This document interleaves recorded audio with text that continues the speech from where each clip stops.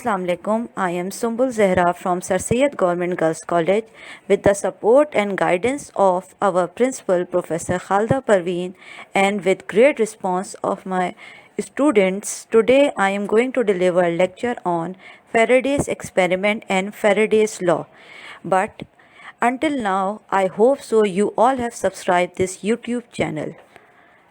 So today we will study Faraday's and Henry experiment and what is Faraday's law. First we will study an experiment which was done by Faraday and Henry, and this experiment will lead to his principle. So there are basically two experiments which was done by him. First one is done with the help of a coil and a magnet. So we have considered a coil and a magnet, and we connect the two end of a coil with the galvanometer, which will inform us whether there is a current in the coil or not. There is an axis of a coil where we keep a magnet, and we can move this magnet in the left and right direction. Now we are observing the relation between the movement and the current of the coil. So we observe this: if magnet is stationary, then current is 0. If magnet is moving with velocity, with certain velocity v, then there is a current. Third one is, if magnet stops near the coil, then current is 0. So now we can find out the relation between the movement of the magnet and the current flowing in the coil. So we have observed 5 basic observation. Number 1 is, if magnet is stationary, then current is 0. Second one is, if magnet is moving with certain velocity v, then there is a current in the coil. Third one is, if we stops the magnet near coil somewhere, then current is again 0. Fourth one is, now we are moving the magnet in the backward direction.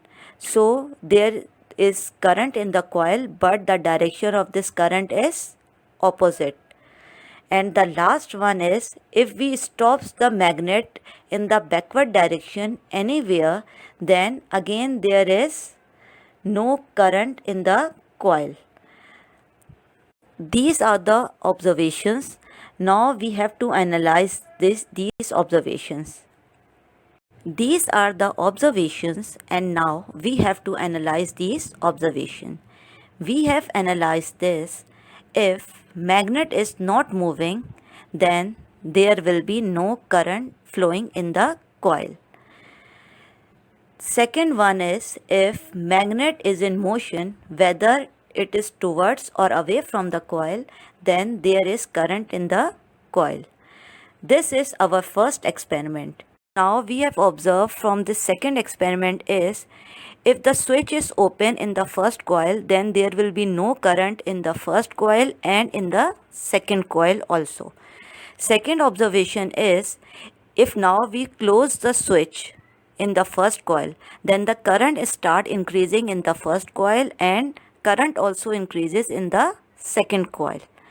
Third observation is, if the switch remain closed in the first coil, then the current is stationary in the first coil and the current becomes 0 in the second coil. Fourth observation is, now we again open the switch in the first coil, then the current reduced to 0 in the first coil, which is stationary, and current increases in the second coil. And the last observation is, after some time we have seen this, when the switch is open, then the current becomes 0 in the first coil and the current also becomes 0 in the second coil. This was the experiment done by Faraday and Henry. So we have observed from both of these experiments is, when there is change in current, then current is not 0, it shows some value. When there is movement of the magnet, there is current in the coil. This is because the flow of electric current in the coil makes magnetic flux. It generates magnetic field, and that magnetic field made by this linked with it. So when current is 0, magnetic field 0. When current is maximum or increases, the magnetic field also increases. So there is a current when magnetic flux is changing, whether we create this magnetic field with a bar magnet or with a coil. In both cases, what we are creating is a magnetic field, and when it is linked with a coil, it converts into a magnetic flux, and the changing of this magnetic flux create current. This is what Faraday and Henry explained through his experiment. And now, on the basis of this experiment, Faraday gave his law, which was known as Faraday's law. Now, we will study the famous Faraday's law of electromagnetic induction, which is the fundamental for all further topics of electricity, alternating current, how EMF is induced, and many other features. This is based on the experiment which we have studied earlier. The law made on the basis of that experiment is law number 1. Change of magnetic flux linked to a coil induced an EMF across the coil, and if they are connected, current flow through it. Whenever EMF is induced in a coil between the 2 points, if we close this circuit by connecting a galvanometer, so what is the job of an EMF? It produces a current. If there is a path given to it, the current will flow through it. And if they are connected, a current flow. But unless we give a path, an EMF is generated. One terminal is positive, another is negative. If we join them, current is flowing.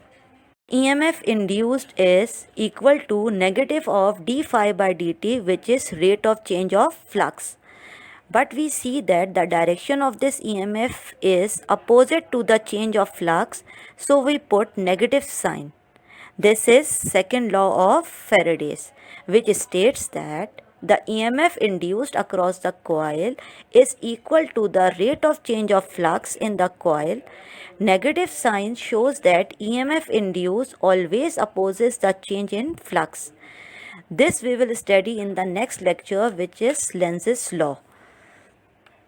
If the flux changes, suppose we have taken a definite value of flux phi1, due to certain action on it, it changes to phi2, and that action has taken time t. So change in flux is equal to E equals to minus phi2 minus phi1 upon t, that is the rate of change of flux, and E is the EMF. Suppose we have taken example, there is a flux linked with the coil which is 20. Within 5 seconds it has become 30. Then what is the EMF induced here? So E equals to 30 minus 20 divided by 5 equals to 2 volts. So how much is the current flowing, which is can be taken out by the equation I equals to E upon R equals to negative of 1 upon R d phi by dt, where R is the resistance of this device which is connected here in the coil. So this is the current flowing in the coil. This is the introduction of Faraday's law. Now this EMF which is induced and current which is flowing, this current has particular direction, and this is described by Lenz's law, which we will discuss in the next lecture.